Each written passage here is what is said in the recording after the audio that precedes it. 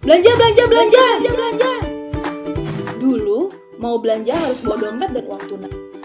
Dan sekarang, semuanya serba digital dan lewat smartphone.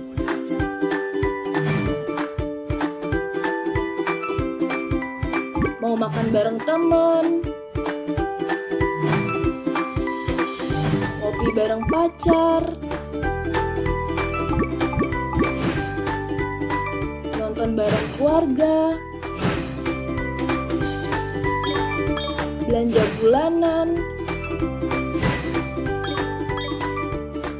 sampai belanja pakaian. Tapi banyak aplikasi, ribet juga ya. Nah, sekarang bebas ribet dengan Kris BPD Bali. Traktir teman, ngopi bareng pacar, sampai belanja-belanja. Krisin aja, Kris BPD Bali Mobile.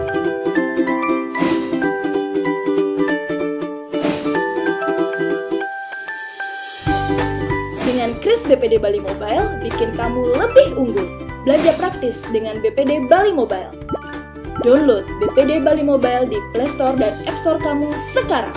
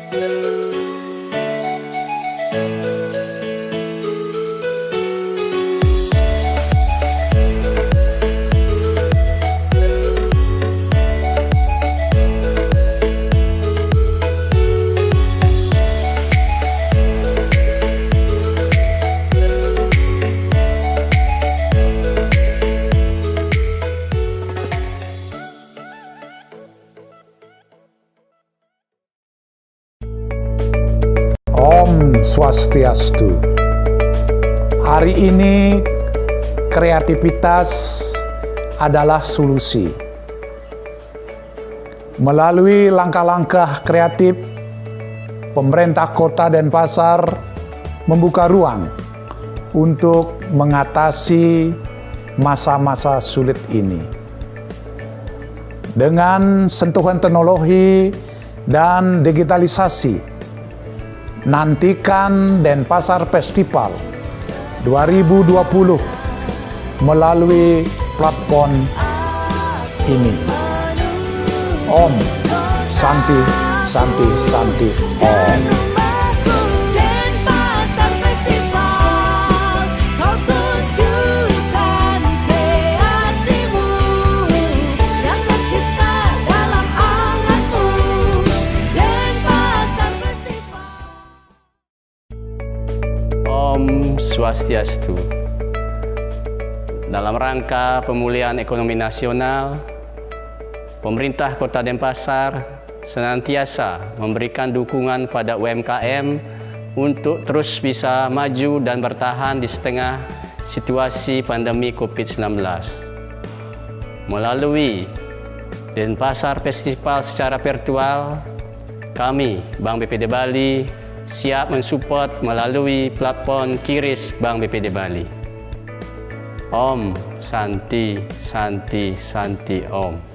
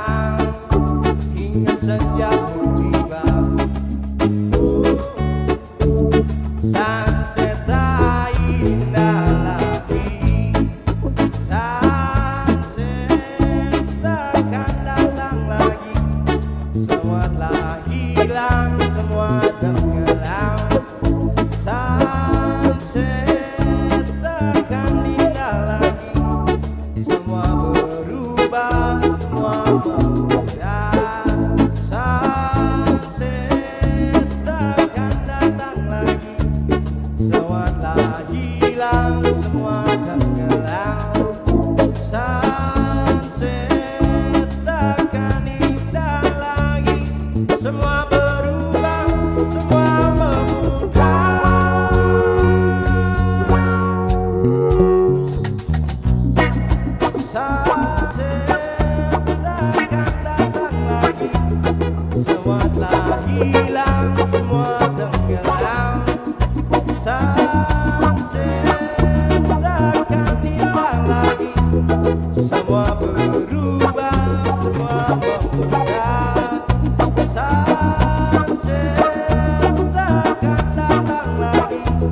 Semua telah hilang, semua tenggelam.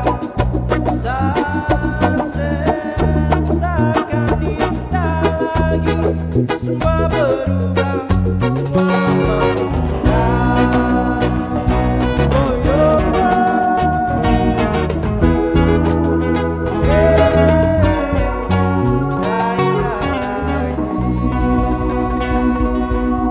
yo man, thank you.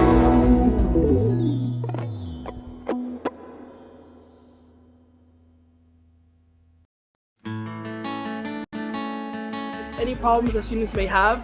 Since the university consists of a lot of international students and it's the first time studying abroad, you can come here to ask for support, counseling, any services that you need. And aside from that, there's also the student support unit that helps students that have any learning or mental disabilities or difficulties.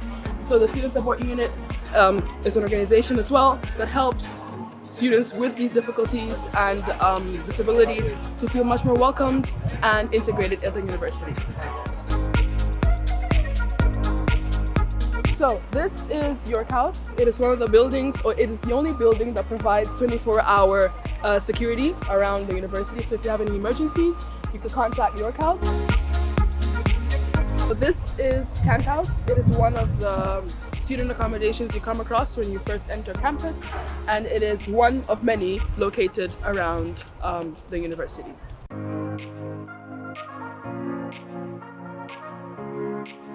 So next we have the health center, which is basically this building right here behind me. It provides free medical care for students registered at the health center. So if you have any appointments, if you're not feeling well, you can just come, book an appointment, and you'll be well attended. So aside from that, we also have the university pharmacy that provides a variety of medication that you may need. We also have the dentist, and you can book an appointment anytime you need if you need to take care of your dental hygiene. So further on, we have the rest of them located on campus. At the top, at the end, at the edge of campus, we have Northfield Bar.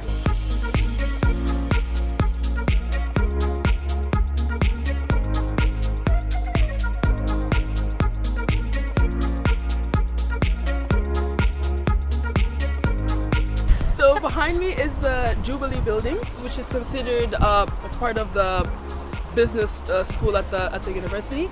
But aside from that, there are fantastic study spaces that students can use, quiet areas as well, where you can just sit down for the day on your laptop with your notebooks and catch up on all your classes and prepare for your lessons.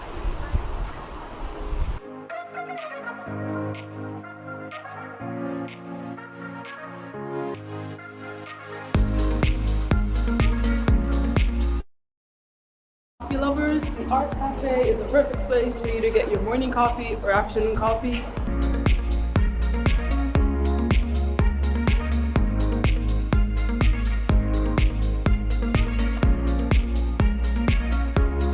So this is the Art Day Coffee, which is one of the schools, part of the Department of Arts at the university. And aside from that, there's a lecture theater as well, where most of the big lectures are held. So this is the library, which is the main studying hub at the university, and it's considered to be one of the most top research-led universities in the UK, with outstanding research facilities and a variety of resources that provide a great help to students.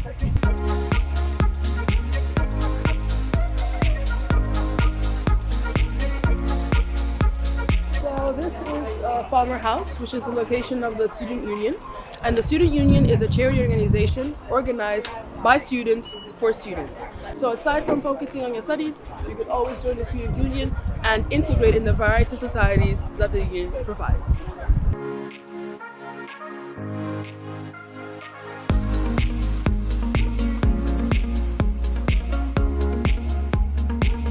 So the building, the round-like building behind us is the Attenborough Center for the Creative Arts, where exhibitions and plays, sometimes held by students, are performed.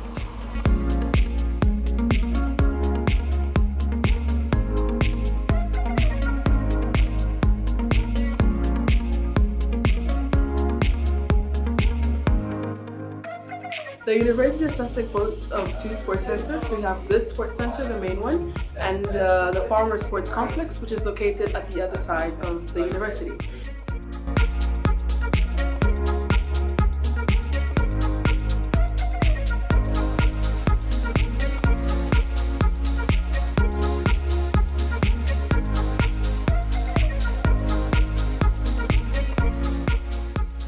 So this concludes the campus tour. I hope you enjoyed it. And if you get lost, don't be shy. We're all here ready to help. Wish you all the best of luck.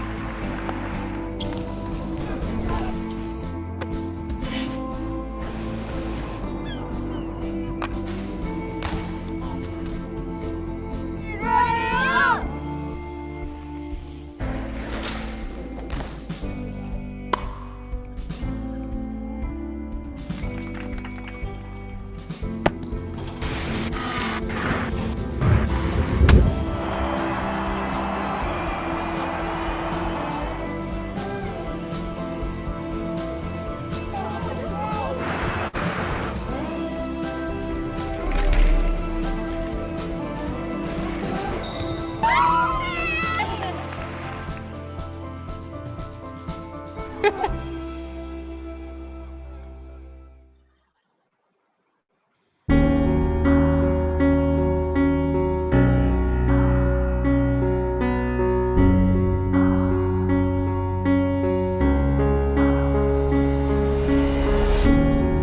here we are, living in the moment. And here we are, dreaming in the open. Now look around, isn't this a new day? Make a move, doing things a new way. A new way. 'Cause this is our world, and this is our time. These are our plans, we're gonna let them shine. This is our place in the human race, and we won't stop dreaming. No, we won't stop dreaming. Look ahead, we can see forever. You and me doing it together. Light it up, we can be a million stars. Look at us, don't you see we've come so far? Yeah, we've come so far. 'Cause this is our world, and this is our time, and these are our plans. We're gonna let them shine. This is our place in the human race, and we won't stop dreaming. No, we won't stop dreaming. Standing at the crossroads, feeling how the wind blows. We can soar above the clouds. Every moment is a heartbeat, and every breath feeling so sweet. And who can say what happens now? 'Cause this is our world, this is our time. These are our plans, we're gonna let them shine. This is our place in the human race, and we won't stop dreaming. No, we won't stop dreaming. This is our world, and this is our time. And these are our plans, we're gonna let them shine. This is our place in the human race, and we won't stop dreaming. No, we won't stop dreaming. We won't stop dreaming.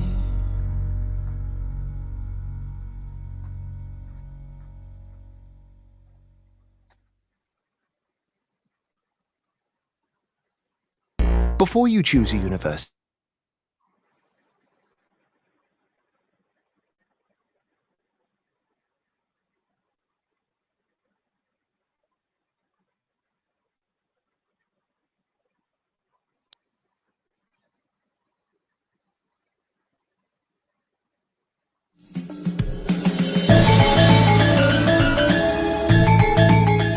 Saya, Owen Jenkins, Duta Besar Kerajaan Inggris Raya, mengucapkan selamat kepada pemerintah dan warga Kota Denpasar atas penyelenggaraan kegiatan Denpasar Festival tahun 2020.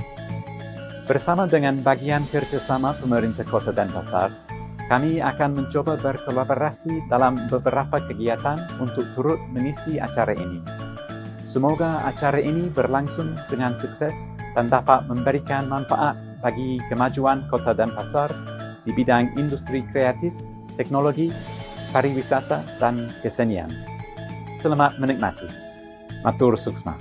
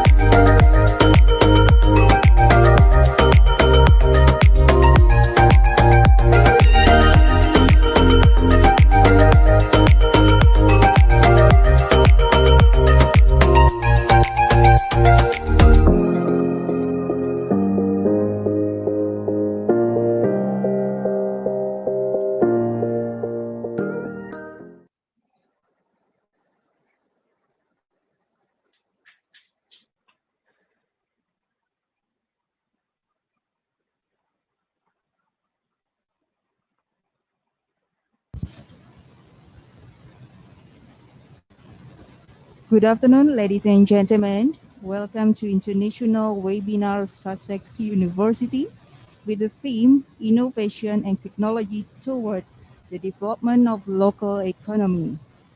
Today, Thursday, 10 December 2020, on this special occasion, we would like to extend our warm welcome to all of you, especially the Honorable Mayor of Denpasar, Bapak Ida Bagus Rai Dharma Wijaya Mantra, the Honorable Head of Second Cities Network and Strategy British Embassy Jakarta, Mr. Samuel Hayes, Honorable Distinguished Speaker, participants, ladies and gentlemen, Om Swastiastu. May the Almighty God bless us all. Well, ladies and gentlemen, the first agenda is speech by the Honorable Mayor of Denpasar, Bapak Ida Bagus Rai Dharma Wijaya Mantra, to deliver his speech. Time is yours. Thank you very much, Dayu. The Honorable Mrs. Professor Dr. Ana Agung Rake Sudewi, Director of Udayana University, Mr. Professor Ian Wagman, Head of the School of Engineering and Informatics, University of Sussex, Mr. Agus Rahyuda, PhD, he is my Dean of the Faculty of Economic and Business Udayana University, and Mr. Professor Steve McGuire, Dean of Business School, University of Sussex, Mr. Samuel Heath, Head of Second City and Network Strategy, British Embassy and Jakarta. For you, Mr. Samuel. Very well. And Mrs. Andi Putri, Outsearch Manager, Ibu Andi Putri, Regional Outsearch Manager, British Embassy, and Miss Asti Askari, DBA, as moderator from the Udayana University, and all participant ladies and gentlemen. Good afternoon, ladies and gentlemen. Warm welcome from Denpasar City. Om Swastiastu. I am Rai Mantra as a mayor of Denpasar City on behalf of government of Denpasar City. At the present time, we would like to greet thanks to University of Sussex and Udayana University, which has facilities by the British Embassy Jakarta to hold this international webinar in innovation and technology toward the development of local economic. Thursday, 10th of December 2020, and safe and sound with health protocol, productive safety, COVID-19. This is international webinar plan begins from discussion student of the doctoral management study program of NITE under control by the Dean of Faculty of Business and Economic and University Udayana and Bapak Mr. Jayun also. This webinar result can be hoped to start a thinking with the various parties as well as government, academics, business people, and also communities in development, local economy, and also the facing COVID-19 pandemic. That is why in this condition pandemic, Denpasar City tries hard to again COVID-19 many ways to be done. But the life economic must be run with health protocol by productive and safety COVID-19. In this era, digitalization with innovation and technology are playing important role for supporting local economy, which have shaped our life in again COVID-19. Never ending yet, but people must do their life in journey of digitalization with trust and give good attribute of creativity of economic with new lifestyle adaptation by keep strict health protocol is solution being produced to fight the COVID-19. Through agenda of international of friendship, city transition in conjunction of Denpasar Festival of virtual in years 2020, creativity in breaking boundaries. We do hope from this webinar can share knowledge of two university and other give many benefit for all participants here.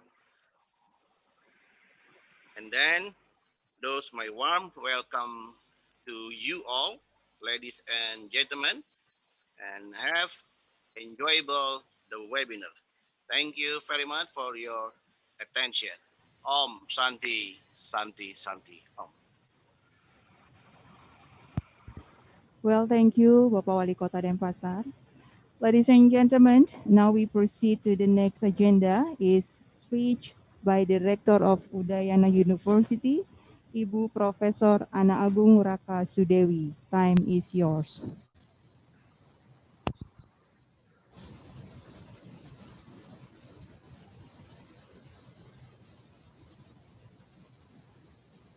Yang saya hormati Wali Kota Denpasar, Jabat Sekda Kota Denpasar, Dekan Fakultas Ekonomi dan Bisnis Universitas Udayana, the Honorable Head of Second Cities Network and Strategic British Embassy Jakarta, Mr. Samuel Hayes, and the speakers from University of Sussex, Profesor Lan Wakman and Mr. John Sender, serta seluruh hadirin yang saya hormati.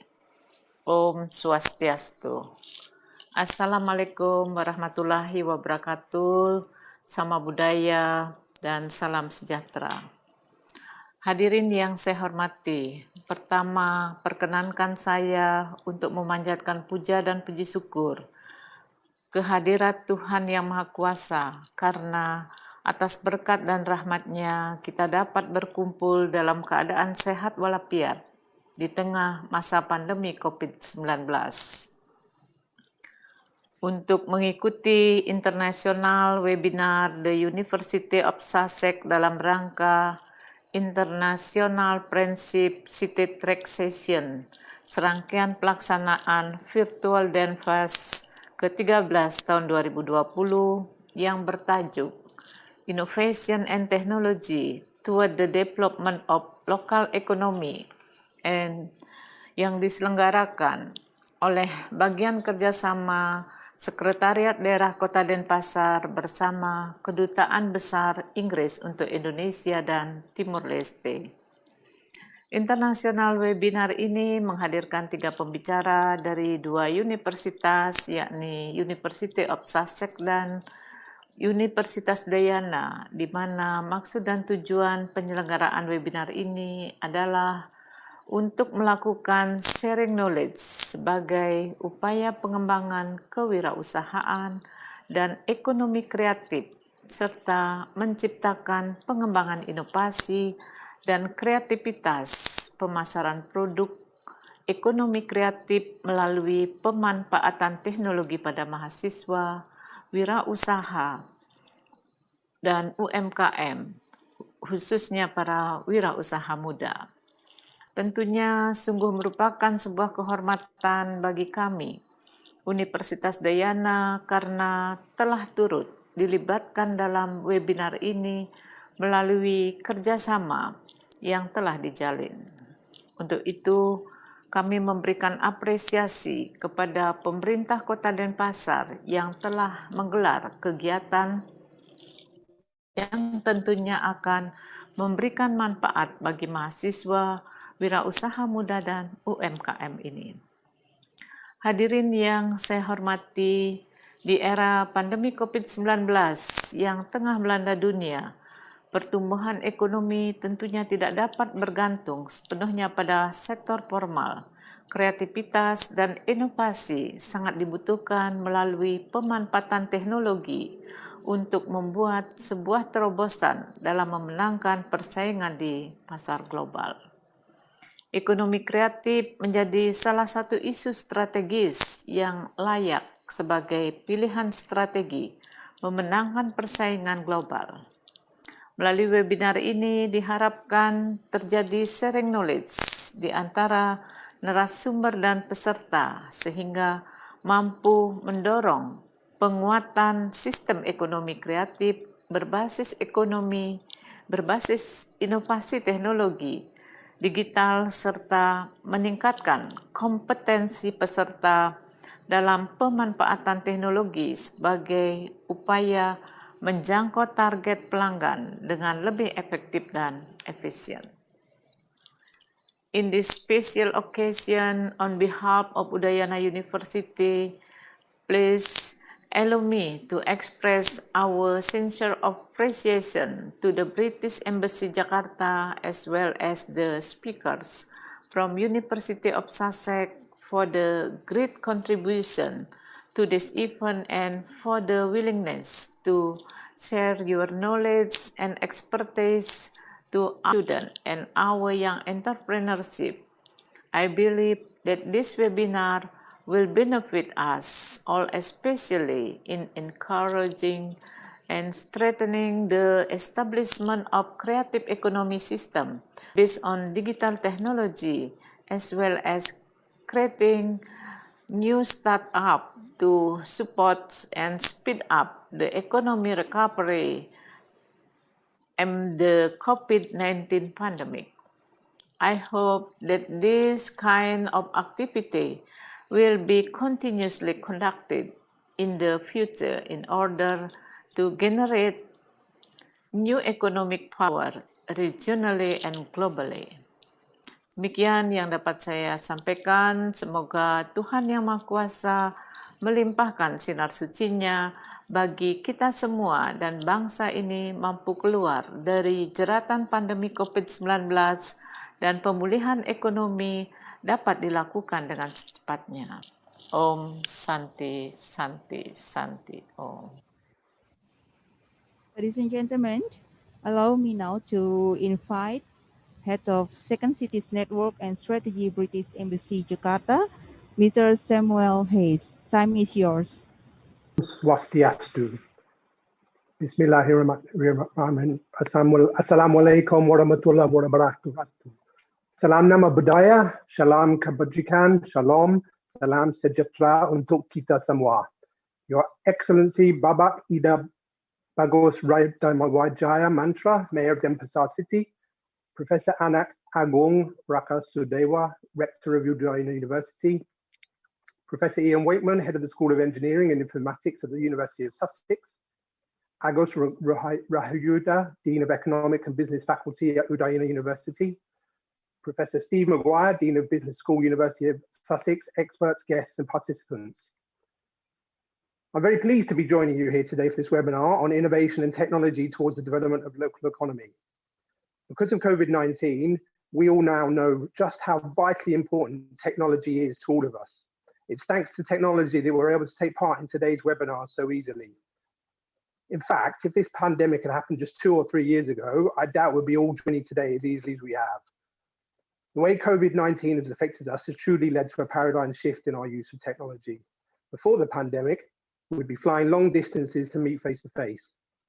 Today, we can use Zoom or MS Teams to host meetings online such as this. And we're all far more accustomed to doing it now. No longer is a virtual meeting something to be dismissed. So the age of the internet is well and truly upon us, and it is the age of opportunity. But innovation and technology has been changing our lives for some time now. And nowhere in the UK has better grasped this than in Sussex, which is one of the UK's most innovative regions.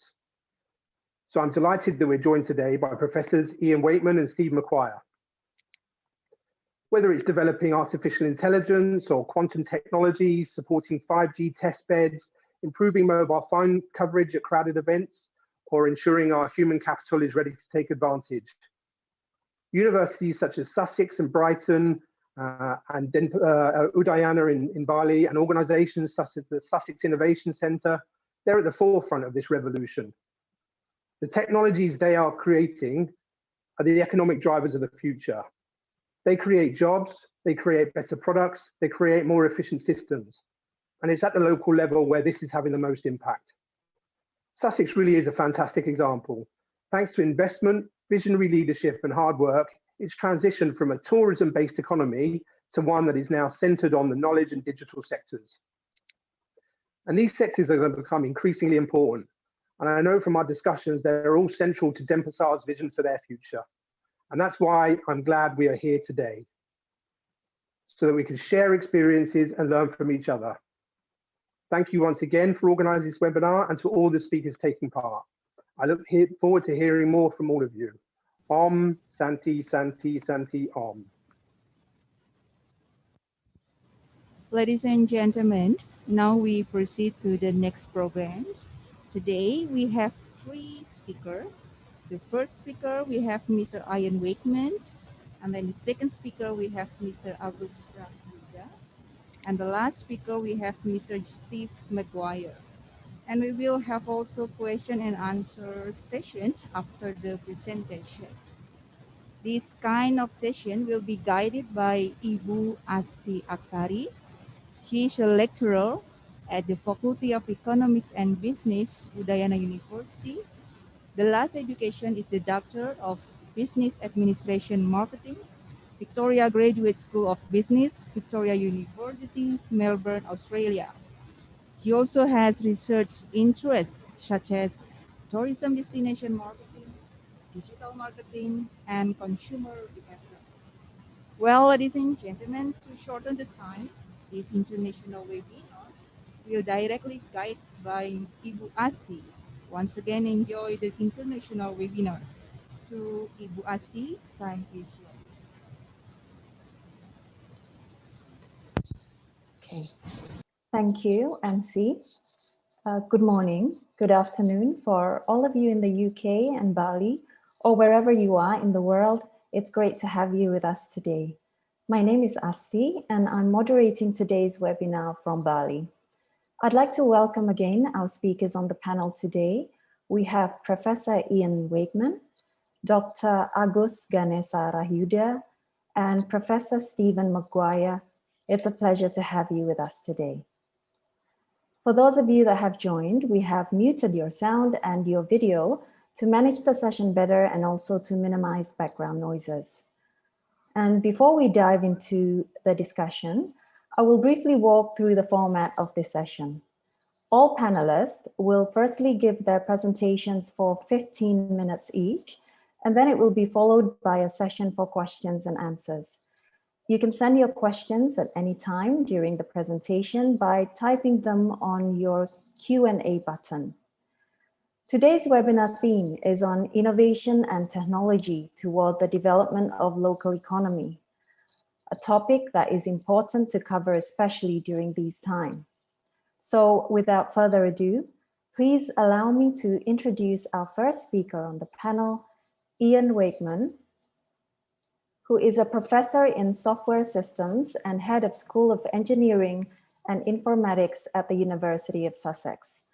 Professor Ian has a BA in Electrical and Information Sciences from Cambridge University, a Master of Science from Stanford University, and a PhD from University College London.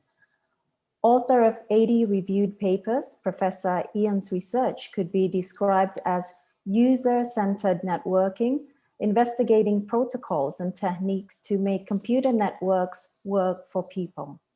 Professor Ian is also the founder of Tribe Hive and In-Crowd Sports, which provide app-driven connectivity within sports stadia.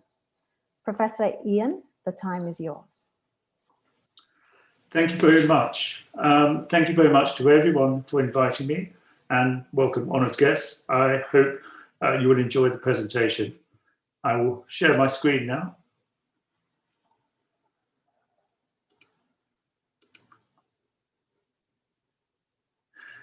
Okay, so what I'm going to talk about today is how we take the research that we do at the University of Sussex and some of the ways that we have transferred this research into commercial impact, into ways in which we actually have impact on people's lives. We start from looking at what we do as a university, how we are constituted as a school of engineering and informatics. And then I will talk through very briefly 3 different ways we have transferred technology. One, through licensing, where we have taken the invention, patented it to protect the intellectual property, and then transferred by agreement out to a commercial company where they have incorporated the technology within their own products.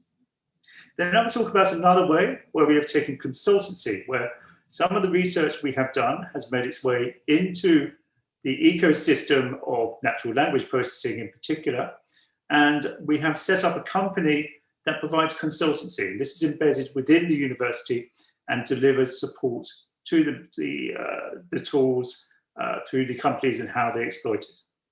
And finally, I will talk about the most risky approach to exploiting technology, where you create a company and the academics leave the university set up and work within the company. As I was introduced, I come from a background in academia, in Cambridge, and Stanford as an education. My PhD, once upon a time, back in the late 90s, was on how to put video over the internet. And it's really exciting to see some of the work I did then is still here in the sort of protocols and the way we're actually sort of moving the video you're seeing now to from here at Sussex to you in Bali and Denpasar. As I said, I've worked at Sussex for over 25 years now and sort of founded a company when I left briefly for 3 years to set up and run the company. Now I'm back running the School of Engineering and Informatics. Brighton itself is in the UK on the south coast of Britain. This is where the University of Sussex is located.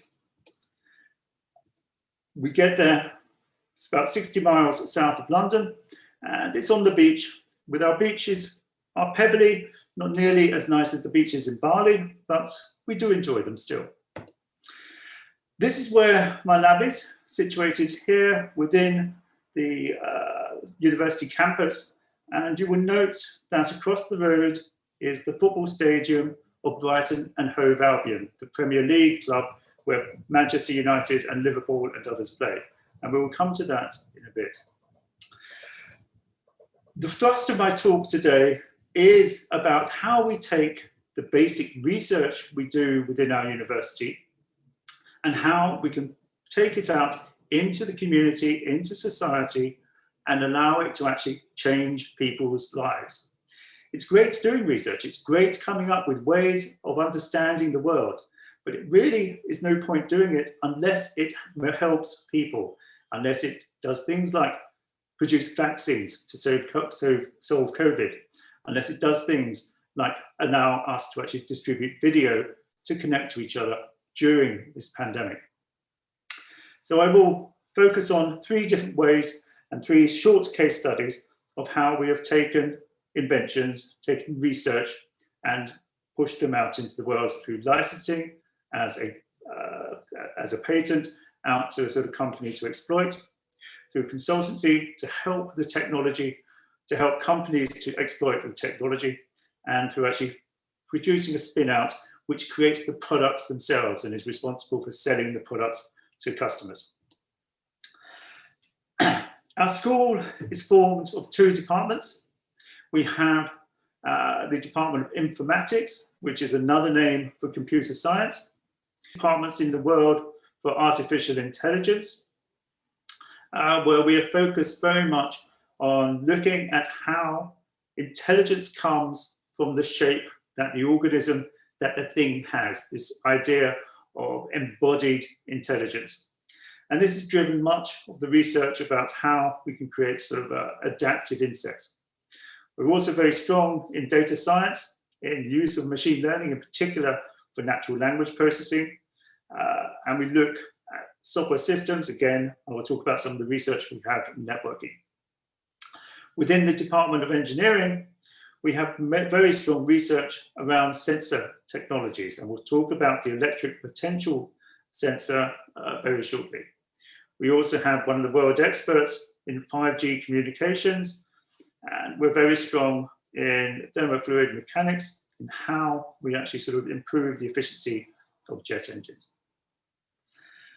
So much great research happens here.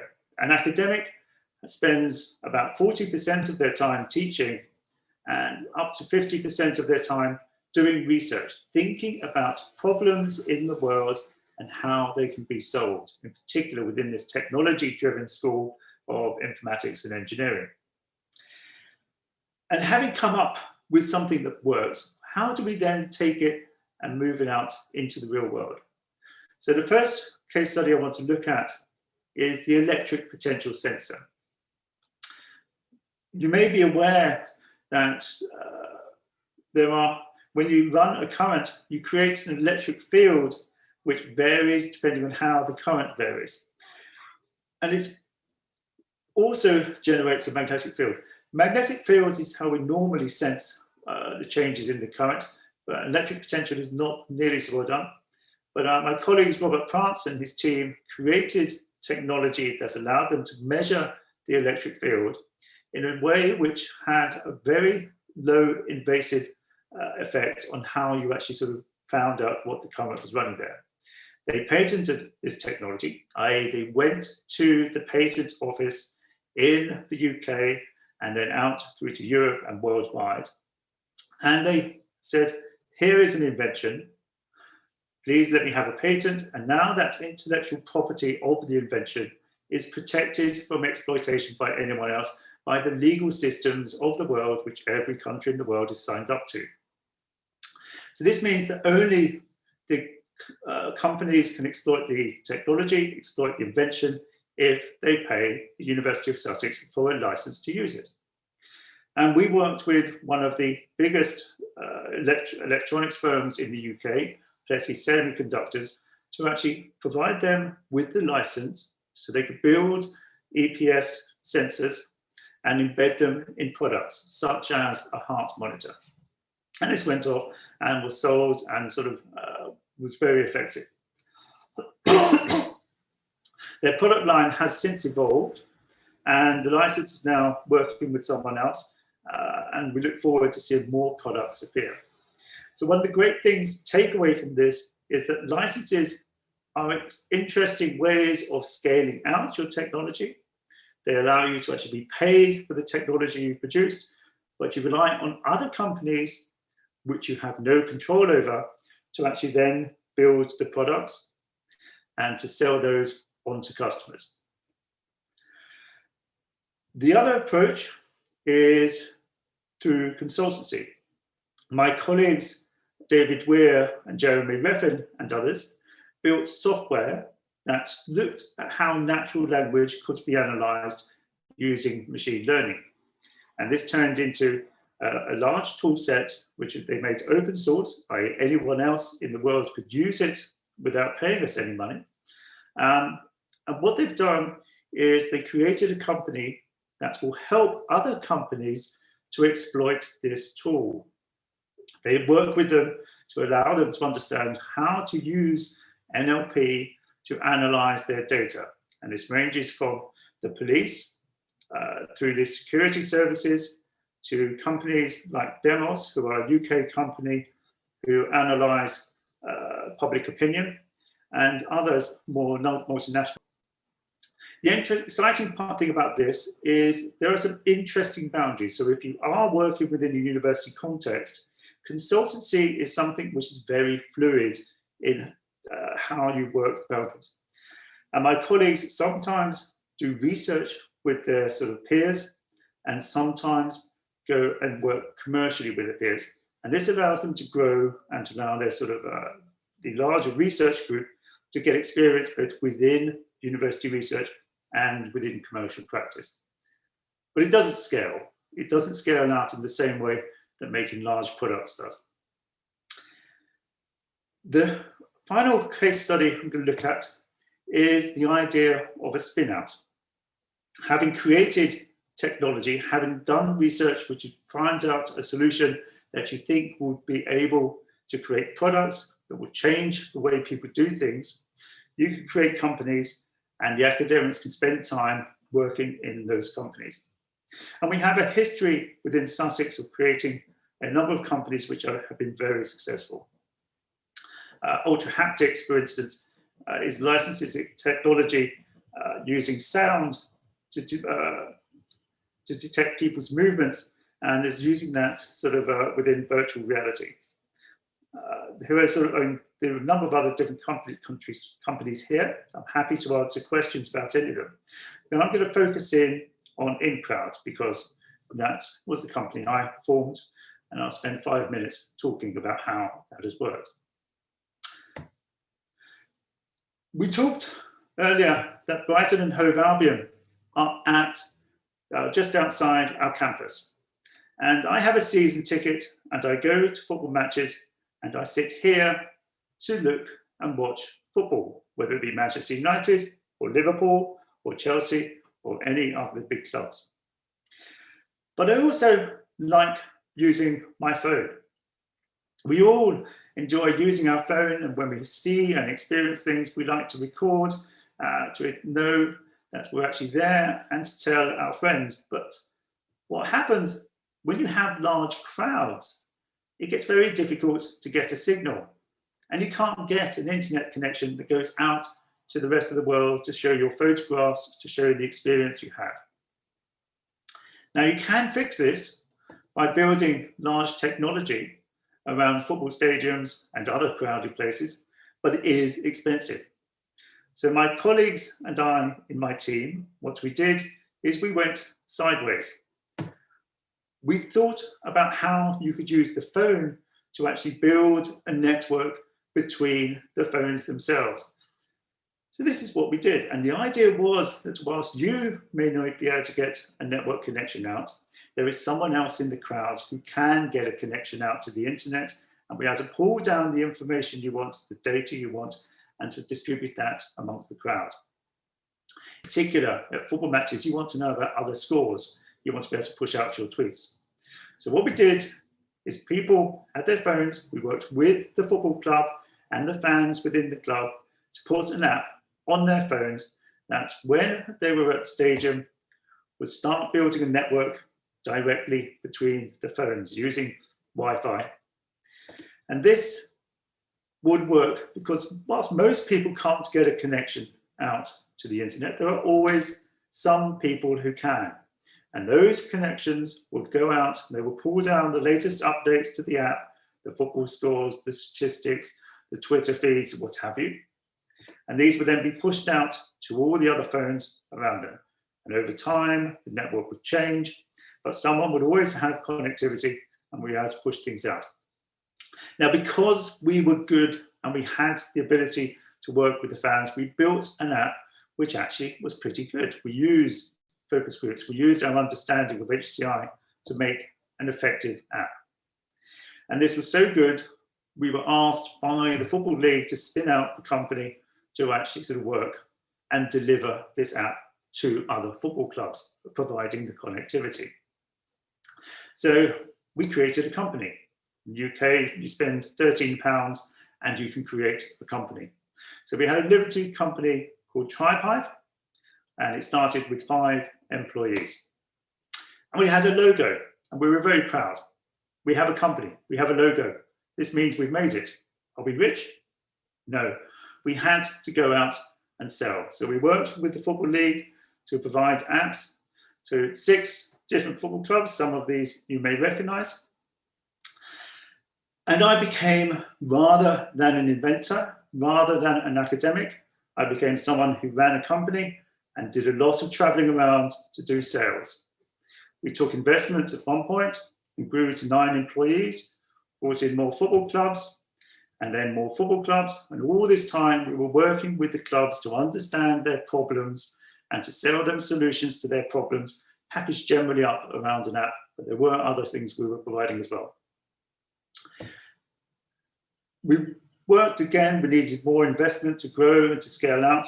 So we changed our name to InCrowd Sports, took a further round of investment, and now we have over 50 employees, mostly situated within the Brighton area. So this is actually providing commercial economic benefit to the Brighton area, and more customers. Customers ranging across different sports now, not just football, and working with the sponsors to deliver rights to the clubs and across bigger and bigger sports such as Formula One, and now we're even working with Sky. So that's it. This was a presentation talking about technology transfer. We do research in a university, we move it out to society via conduits such as patents and licensing those patents to companies to produce products. Through releasing the technology and then working with companies to exploit the technology, to work with companies, they pay us to deliver products. Or by spinning out the companies directly, which is the best way to scale, but is risky, and you lose the academics as they go off to work in industry. So thank you very much for your time. I hope you appreciate this. Any questions? Okay, thank you, Professor Ian. It was a very informative and insightful presentation. For question and answer, that would be in the last session after all the panelists have given their presentation. Okay. Thank you very much. Thank you. We will now move to our second speaker, who is the Dean of the Faculty of Economics and Business at Udayana University, Agus Ganesa Rahyuda, PhD. Dr. Agus was formerly the Head Commission for Resources Development Senate, Secretary for Undergraduate School of Management, Coordinator for International Unit, and Coordinator at the International Agreement Division of the International Office Center at Udayana University. Dr. Agus Ganesa Rahyuda holds a Bachelor of Science from Udayana University, Master of Science in Industrial Management from Bandung Institute of Technology, Indonesia, and a PhD in Business from University of Kent, United Kingdom. Dr. Agus Rahyuda, the time is now yours. Thank you very much, Dr. Aksari, for your time. Could you please wait just a moment for me to share the presentation materials, please? All right, thank you. Om Swastiastu. Good afternoon from Bali, Indonesia, ladies and gentlemen, His Excellency Mayor of Denpasar City and the Honorable Rector of Udayana University. Good morning to our honorable speakers from Sussex University, United Kingdom, Professor Ian Wakeman, Professor Stephen Maguire, and Mr. Samuel Hayes from British Embassy, Jakarta. Good afternoon to our friends at Denpasar City Government. Thank you for letting us, the Faculty of Economics and Business, Udayana University, to be one of the co-hosts in this international webinar. Okay, in this short presentations, I will deliver our perspective about the relationship between business schools in Indonesia, specifically in Bali, and local economic growth. I will emphasize my talk on the role of innovation and collaboration within that relationship, specifically in this COVID-19 pandemic situation. Here are 3 talking points that I would like to deliver. One is about quick fact in the business schools and education sector in Indonesia, and then the second, contribution of business schools to the economy, and the third is about accelerations of this contribution through innovation and collaborations. Okay, for the quick fact, this graph actually tells us about the relationship between the number of study programs in Indonesia, which shown in vertical axis, and the subject categories of study program, which shown in horizontal axis. From here, we can see the economics subject ranked 5th out of 10 categories with 3,000 study programs.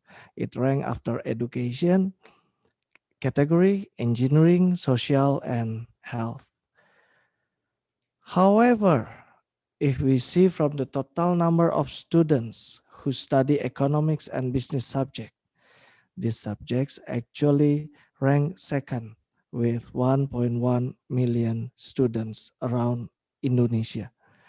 So this fact actually tells us that although we only provide little less study programs in regards to total study programs in Indonesia, but economic subjects has the big potential to provide many graduates to the labor market and subsequently contribute to the economy as a whole. Now, let us see the contribution or the performance of education sector in Indonesia in influencing the growth of Indonesia economy. From the GDP perspective, we can see that the education services provides only 88.1 trillion rupiah, or the 10th contributor out of 17 sectors. However, from the perspectives of growth rate, education services is the one out of 7 sectors that could survive this pandemic and provide positive economic growth, ranked 4 and contributed to the economic growth for 2.44%. And the last one, regarding the quick fact. From the perspective of sources, education sector in Indonesia also ranked fourth with the contribution of 0.07% as the source of economic growth in the quarter 3 of the year 2020. So actually what we can learn from this fact, if we relate all of this fact, it can be seen that first, the education sector is one of the most resilient sector to the non-natural disasters that occur in Indonesia nowadays, a sector that we can rely on to rescue the economy from recession. Second, 88.1 trillion rupiah is a big amount of contribution to the GDP overall. However, there are still a lot of space to make it more relevant, directly or indirectly to the economy. The third one from this fact is that from the business school side, it will provide at least 250,000 graduate students to the labor market, or might be 250,000 new entrepreneurs in 2021. That means new businesses to the business world. The important role of the business schools to the economic growth, therefore, should be handled well by the stakeholders so it can contribute more to the economy. Okay, let's us move to the second one. So it's quite different with the first talking point that I deliver. Let us take a look on how business schools actually contribute to the local economic growth. Meaning that we will have a look on how Udayana University, specifically the Faculty of Economics and Business, or we call it further FEB, contribute to the local economy in Bali, especially through the help of innovation and technology. As we know, the FEB locate in 2 metropolitan regions in Bali, one in Denpasar and one in Badung, regions that have high populations density where a lot of SMEs and large industries, especially in the tourism sector, doing their business. We argue FEB can contribute to the economy through 4 factors. One, through employment, where Udayana University, especially FEB, employ around 4,000 staffs, academic and supporting staffs one, where no less than 34% from the local regions. This will influence their incomes and hence increase their buying power. Second is related to the investment FEB made during this pandemic. This pandemic pushed us to do most of our work via online. So Udayana University made a big investment, more than 2 billion rupiah, to develop massive open online course, MOOC, in Udayana, and buy a lifetime license for video conferencing platform.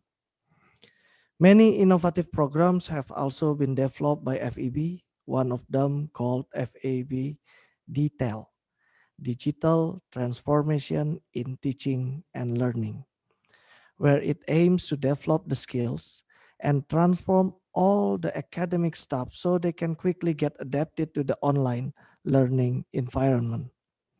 This innovative and collaborative moves involves a lot of money that also contribute to the economy. Third, how can actually the business school contribute to the growth of the economy? So through student admissions, where Udayana University get income from fees. The students also contribute to the economy from the money they spend for accommodation, their life, goods and services, also provide part-time jobs on and off campus. FAB also trains them to be skillful and high-quality talents, so once they are graduated, they are ready for high-value jobs or promote new startups and small businesses. And the last factor one is through the innovative research and collaborative public services FAB has done during this pandemic. We did research with the focus to improve productivity and innovation across all kinds of private and public sector organizations. And just about last month, we signed a letter of agreement to collaborate with Denpasar City Government to utilize the Dharma Negara Alaya Creative Business Hub. The agreement actually aims to shape the growth of creative economy in Denpasar City and best practices in SMEs around Denpasar City, developing new outlet for research, and also planning to do several incubator programs and mentoring schemes for economy creative SMEs and large business, where our students and academic staffs are very welcome in Dharma Negara Alaya building to discuss business things with the economy creative expert and vice versa.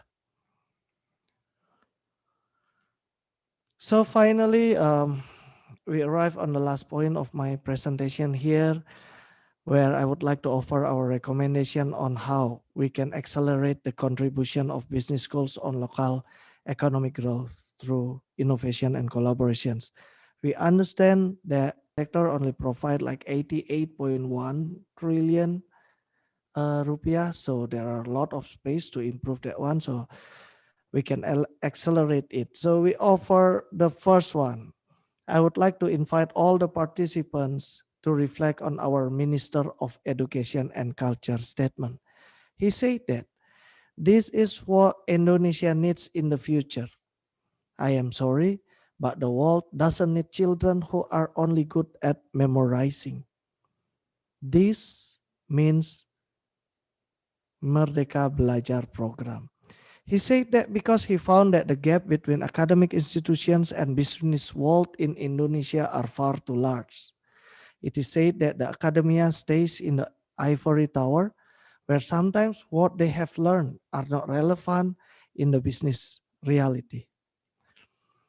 He then develops an innovative program called Freedom of Learn, where 3 big points in there is that first, every student has a right to undertake study outside the school for maximum 3 semesters.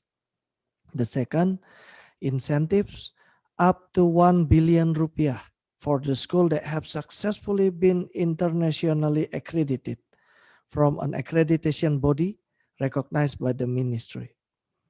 And the third, incentive for the school that have successfully collaborated with world-class partners. Either it is in academic institutions, industries, or companies.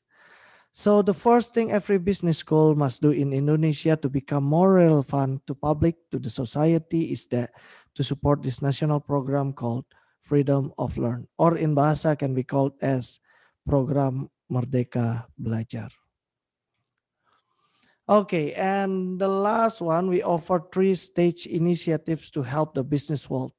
We understand that we are living in the business ecosystem, that we try to offer the role of business school in here. So the first, business school must further collaborate and tighten its relationship with the government to develop business support infrastructure under co-location scheme, like what we have done between FEB and Denpasar city government in utilizing the Dharma Negara Alaya. Second, together, after we tighten up our relationship with the government, then we proceed to the second step. We must develop several innovative programs for the growth of SMEs, such as providing capital funds, developing leadership and management skills, peer-to-peer learning, supply chain management to large industries. So the first and the second step, or the second stage, will provide a better foundations for us business school to work with large companies or businesses. For example, we work with the large businesses in order to provide support and develop platform where the business ecosystem can collaborate and work together to achieve a better public welfare and public quality of life. All right, ladies and gentlemen, I think that's all from me. I do apologize if my presentation was not going as you have expected. And thank you very much for your kind attention. Good afternoon.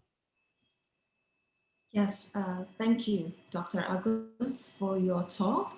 And now moving on to our third speaker on the panel is Professor Stephen Maguire. Professor Stephen Maguire has been Dean of the University of Sussex Business School since 2015. Professor Maguire was previously Director at the School of Management and Business at the Aberystwyth University. He also taught at the University of Bath, and in 2009 he was a visiting professor at the College of Europe. He has also written extensively on technology policy in Europe and the United States.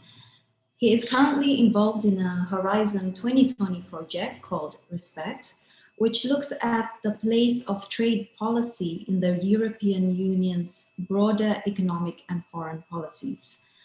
Professor Maguire also serves on the Council of the Chartered Association of Business Schools, as well as being a fellow of the UK Trade Policy Observatory.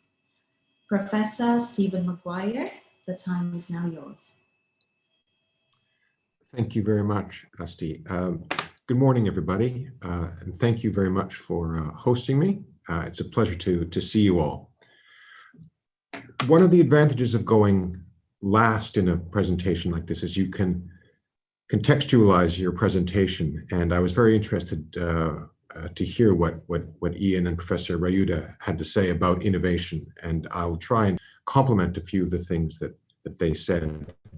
But what I'd like to do is present the business school at Sussex, what we do, because we have a very distinctive flavor to us, and how we work with local businesses. So the business school at Sussex is relatively young by UK standards. We are only about 10 years old, but we actually grew out of a very famous unit at Sussex called the Science Policy Research Unit. And SPRU began life as a think tank dedicated to understanding how science and technology, particularly government policies for encouraging science and technology, then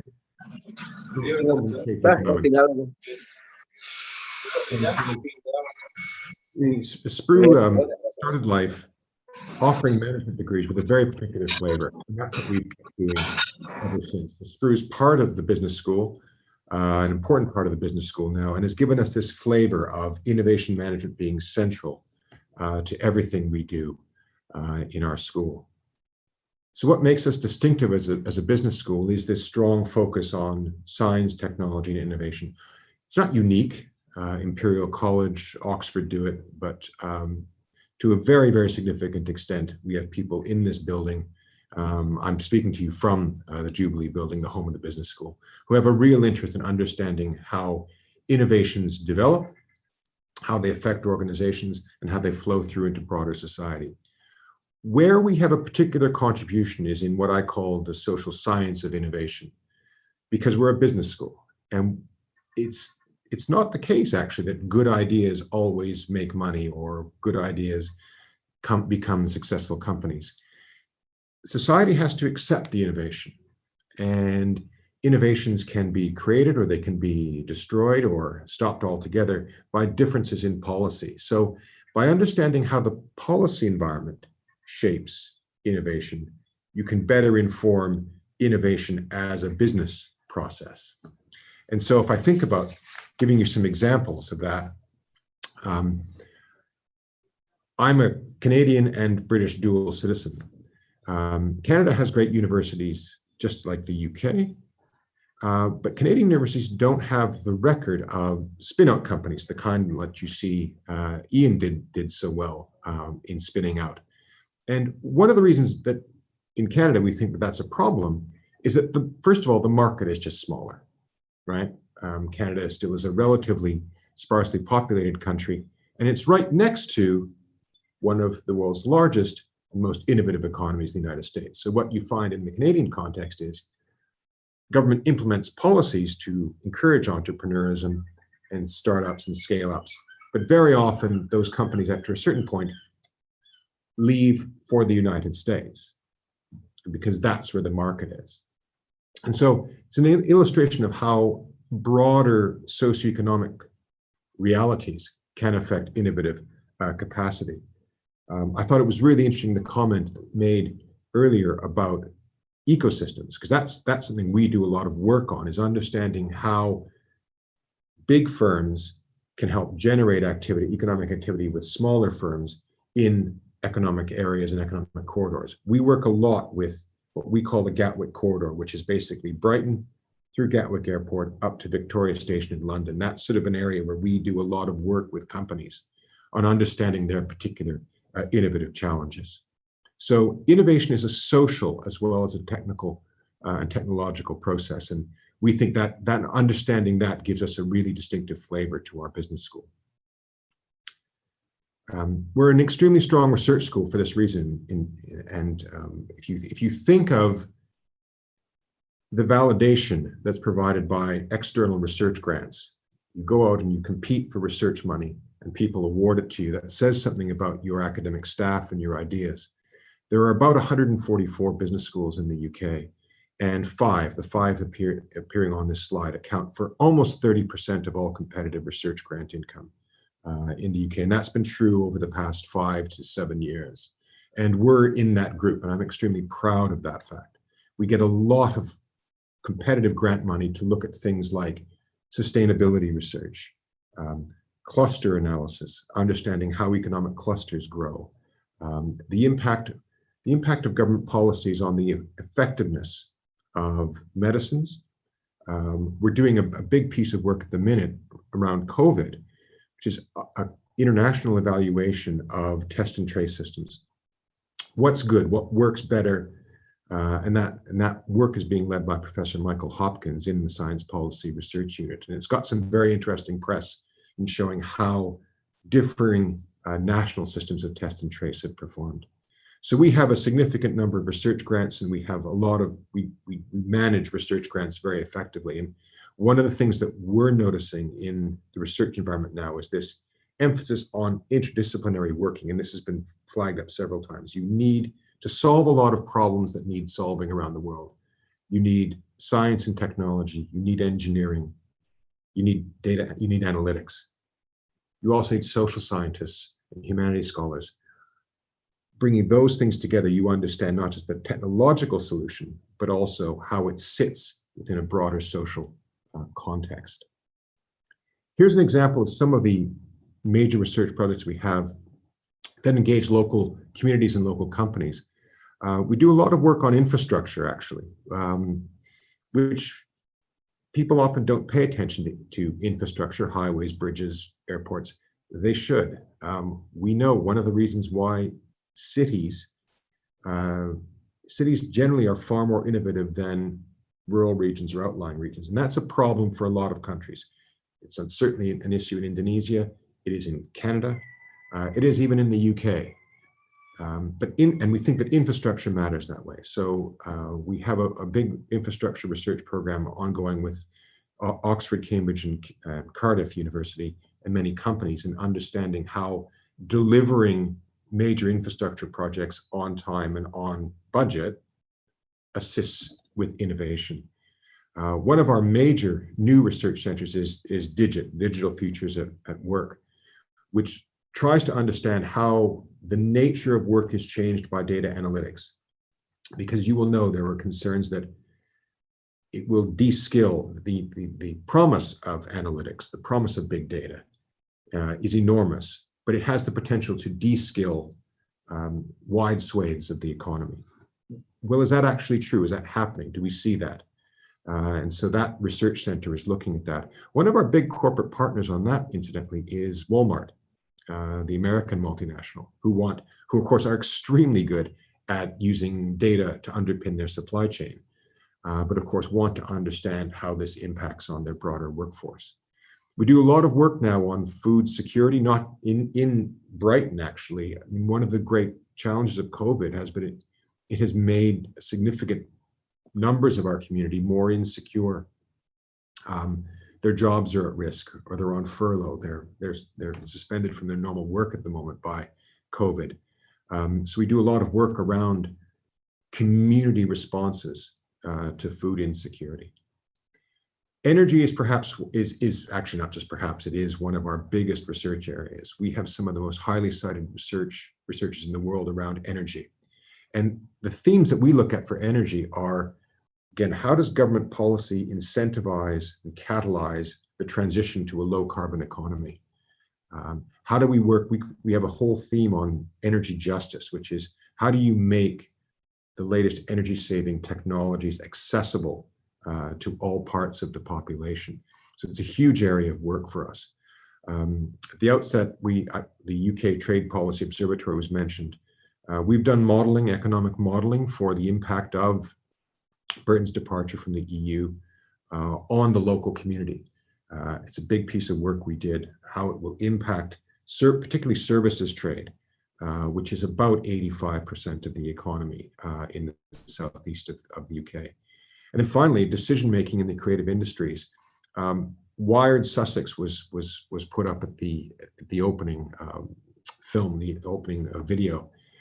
This is actually a successor. Many of the researchers who worked on Wired Sussex and the local digital economy have moved now to look at the whole range of creative industries, everything from artists and potters and painters, right up to film and video production and music production in around Brighton, to understand how they survive and thrive in this very, very difficult environment.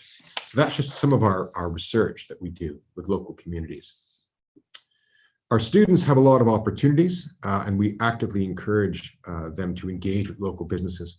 One of the schemes I'm most proud of is the Business Mentors scheme, where we brought in a lot of smaller businesses in particular.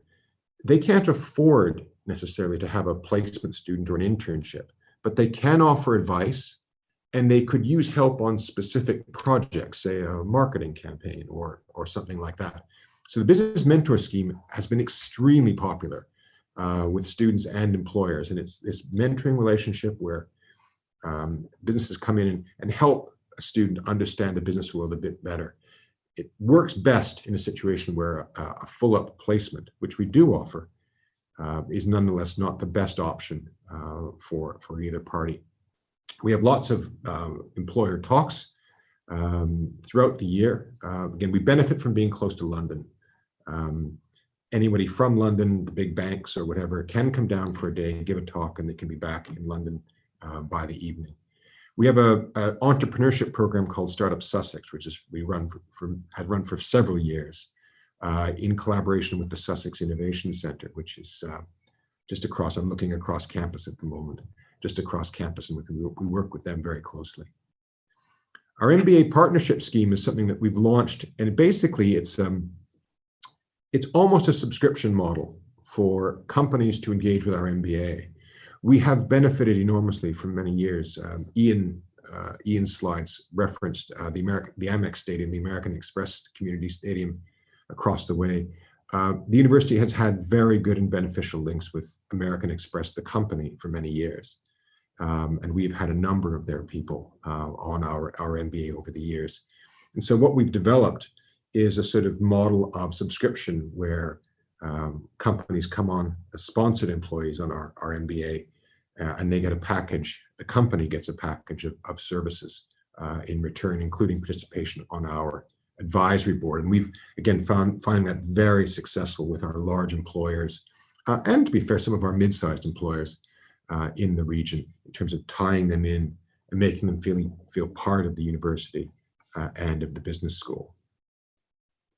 This is just a final little summary sheet. The thing I'm proudest of in the school is our research impact. We have high quality people here who work on really interesting problems. 3 of the most highly cited researchers in the world, top 1% cited researchers on energy, work in this school. And they work on novel solutions to the energy challenges that we face. And we've got some other top people as well around innovation management, international economics.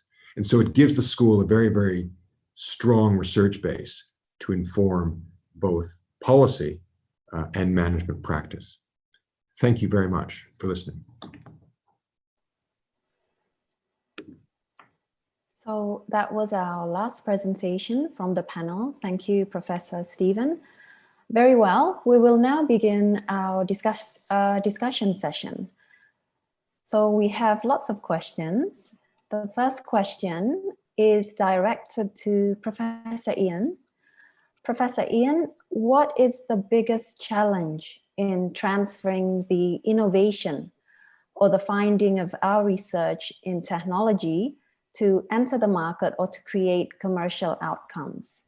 Any lesson learned from the in-crowd sports will be great. Thank you. So, first of all, the big problem is that people have to have the right environment to do research which is going to have impact. They have to have space, they have to have time to think, they have to have time to take on the big challenges, and have to be allowed to take on big challenges, because you don't know when university research is actually really going to hit a sweet spot which actually generates real impact.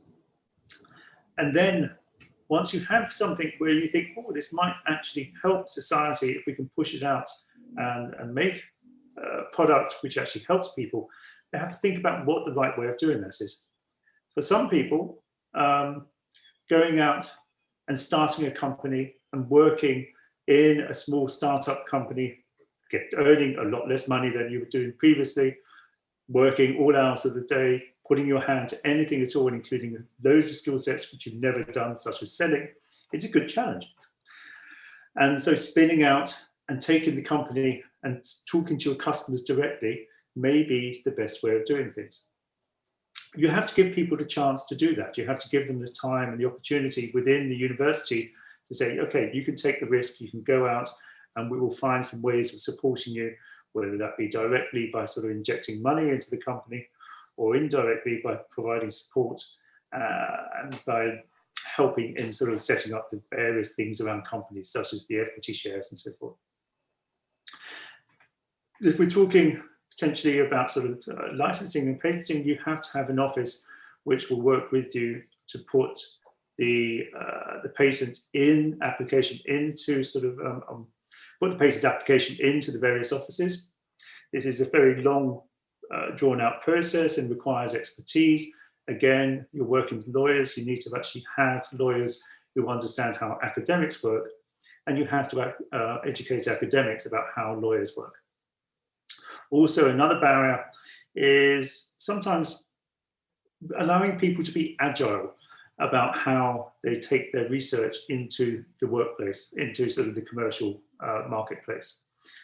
So the CASM, the natural language processing folk, their approach is to work with companies, and sometimes they work with companies on research projects, and so the money is entirely owned by the university, and sometimes they work with companies on actual products. So then the money comes into the university, but is secured within funds which allow them to actually sort of make commercial or research-driven decisions. And so then the barriers and boundaries between research and industry are very fluid. So major obstacles are sort of being inflexible, being intransigent about how you get things done, how you move from research into sort of a commercial world. And if we can get that right, then things become easier, and academics are encouraged to actually sort of move into the take their research into the commercial world. Thank you very much. So would you say we start on thinking what innovation we can do, as you did mention in your talk, that we need to think of the problems in the world and come up with how it can be solved through certain innovation or technology? So absolutely. Yes. Okay. So yeah. I mean, sorry. Yes. Please. So this is about research. It is all about, first of all, your research has to have meaning. It has to. You have to sort of take on the big challenges. You have to give people time to go and become experts, to become not just experts in their own area, but to have enough expertise to be able to know when they can actually sort of transition from one area to another, to make those interdisciplinary leaps to actually come up with really exciting new things. Okay, great. Thank you very much, Professor Ian. And now I will read the second question that's directed to, we have a question, 1 second, for Dr. Agus Rayuda. As a city of culture, the city of Denpasar still needs a touch of technology to address the challenges to innovate through creativity. To what extent are the students' roles in conducting research related to economic growth or sustainable development? So how can students contribute to economic growth through creativity and innovation?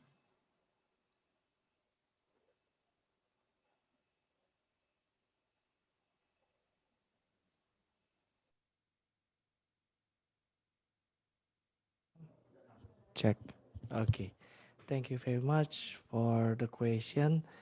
So actually the role of business school is to develop the talent that is say inside the student.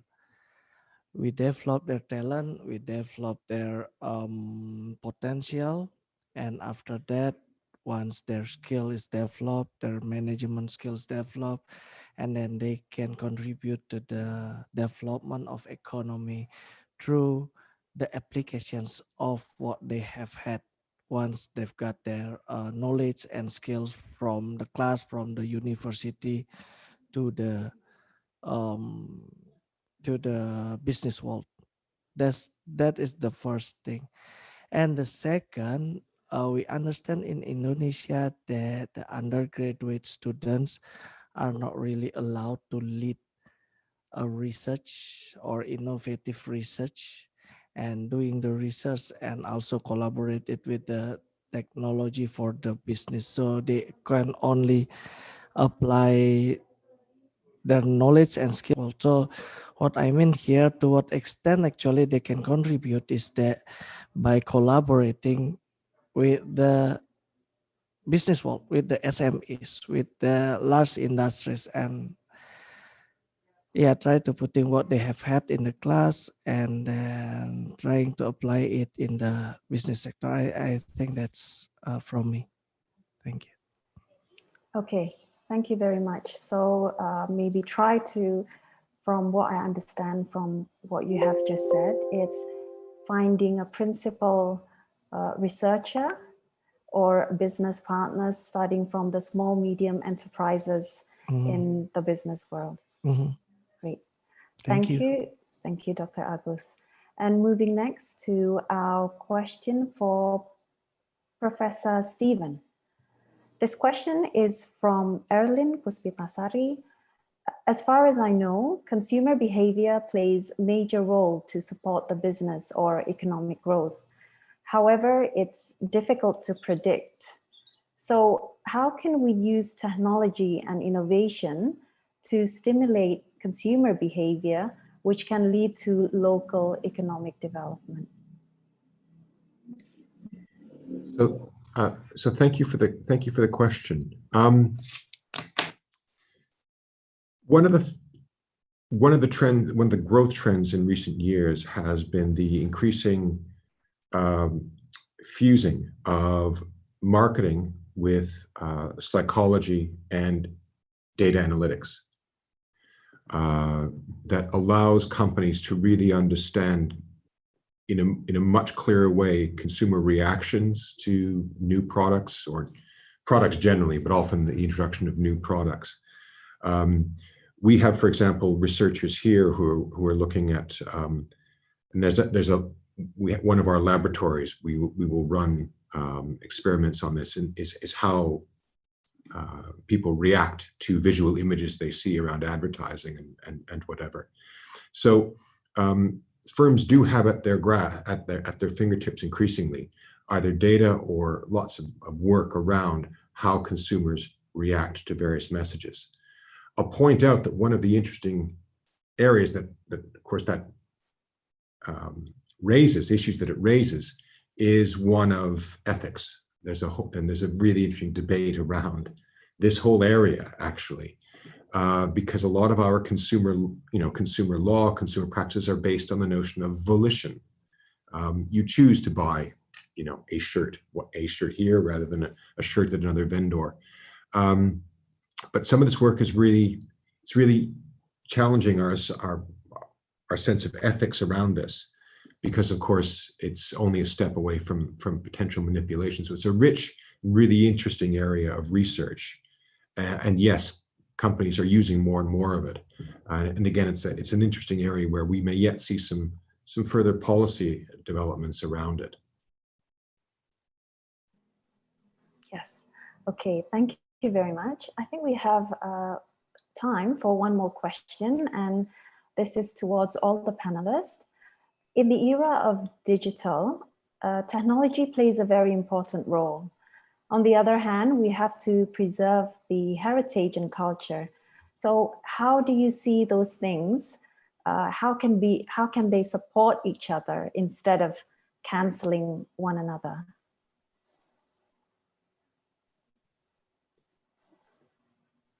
Professor Stephen, Professor Ian, or Dr. Agus? Yeah. Shall I start? Yes, you may. There is a phenomenon called grassroots innovation, which again is an area of work that we do, where innovation that's imposed can sometimes, of course, do more harm than good. And there's a stream of work that again, from a grassroots perspective, what's the most appropriate way for a community to integrate this new technology into its daily life? And it looks at how communities come to views about the adoption of new water purification technologies or whatever. And so that's one way I think that you can sort of marry historical, important social contexts with new technologies by letting actually local communities decide how best to deploy it. Okay, so we do have to find information on what the local community have to say, what they need and what they demand of technology to be helpful for the daily life. Thank you. Professor Ian, did you want to comment on that? And as Steve said, I will start, and I would argue, of course, that football and the sort of surrounding culture around sort of football and fans that sort of go to football matches is a cultural thing. It is part of the sort of culture of the UK and many other parts of the world. And the technology we produced was very much embedded to support that culture. It was about connecting fans together. In fact, we argue that the only reason we were actually able to get people to share their phones, to share their battery, to share their connectivity with other people in the stadium was because of the unique cultural aspect of fans coming together in a crowd around the common thing they love, the football stadium. So what digital technology can do, if you understand the context in which it is being used, you can take advantage of the cultural connections that people have with each other, of the very cultural artifacts that you're working with, to actually make the technology more effective and better suited for the task at hand. So it's also a question not just of building and understanding programming, of understanding the technology, but of understanding the anthropology, the sociology, the softer aspects of how the culture and our society is formed to actually create really great sort of technological tools. Thank you. Thank you. Yes, I was wondering, especially with the current situation, many sports events have been cancelled, although slowly some are coming back. However, we can only watch them online or participate online. And that's thanks to technology. But do you think it takes away the excitement or enjoyment which normally comes from the cheering of the crowds? What do you think about this, Professor Ian? Obviously, I do confess I have been trying to get tickets for the next Brighton football match, because now in the UK, fans are allowed back into stadiums, and 2,000 supporters were allowed in. I had my opportunity. I failed this morning. Obviously, sort of football and sports and other cultures, sports as a sort of cultural artifact brings people together away from the stadium as well. The fact that it is broadcast on TV, through satellites and through the internet, means that it becomes a sort of shared artifact, it becomes a shared experience, whether we're in Brighton or whether we're in Denpasar. Both people in different communities across the world can all share the same shared experience of the excitement of a football match. Obviously, I also believe that sort of the being live, being there to experience the thing is also important as well. But sort of sports is very exciting, and one of the reasons why the economics of sports have changed so much is because we now have events which are globally shared, which are globally experienced through all the various screen sort of driven technologies we have. So it is one of the ways we're actually getting through this pandemic, by actually still bringing back these events which sort of generate such excitement and such connection between each other. Thank you. Thank you. I believe Dr. Agus is a big fan of football. What do you think about this, Dr. Agus? Yeah, thank you very much. Professor Ian, actually, when I was studied in Kent University, I am a football fans of Chelsea Football Club. Probably in Indonesia, there are many Chelsea Football Club in Indonesia. So regarding the technology and also the culture, are they canceling each other, or can they live together? If provided about the grassroots innovations, I'm looking through the lens of helix between the government, the business, and also the academic institution. So actually technology is the result of an innovation, and the core of the innovations, or the basic model of the innovation core, is about the triple helix, the helixing between the academic institution, the government, and also academic institution, government, and the business world. However, if we put forward the context of society into that helix, it becomes a quadruple helix, where society sometimes brings culture within them. So once it can make a quadruple helix, and moving one step again to quintuple helix, once we consider of the context of the natural environment, I think they can live together, and the technology that is the results from the innovations is based on the what society needs, that cannot cancel their culture. I think that's my answer. Thank you, Dr. Rasti. Yes, thank you, Dr. Agus. Great. So it looks like we have covered all of our questions. And I would like to make a conclusion. Innovation can make a difference in addressing developmental challenges. and technological progress always allows for more efficient production, bringing better goods, services, and experiences. It can indeed improve our overall living standard. So in other words, innovation and technology is the key driver for economic growth. And that's where we have to leave our discussion for today, unfortunately. It was indeed a very interesting session, thanks to our panelists, Professor Ian, Dr. Agus, and Professor Stephen. Once again, thank you very much for your insightful talk. And of course, thank you everyone who have participated in this panel discussion. We appreciate you being here and we hope to see you again next time. And now I will hand it back over to our MC.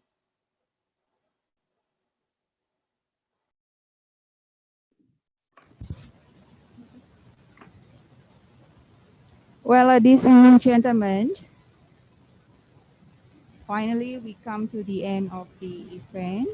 As a host, I do apologize for the inconvenience during the event, and we do hope the webinar gives us benefit and come up with solution to develop the economic creative. Once again, thank you, and I close with Parama Santi. Om Santi, Santi, Santi, Om. Remember, always stay safe and healthy, everyone. Salam Rahayu. Terima kasih Bapak Ibu peserta atas partisipasi Anda pada webinar internasional ini. Sampai jumpa kembali dan selalu jaga kesehatan. Salam Rahayu. Terima kasih.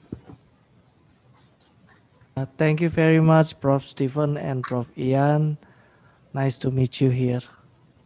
Thank you very much. Ibu Dr. Asti. Thank you very much. Thank you very much indeed.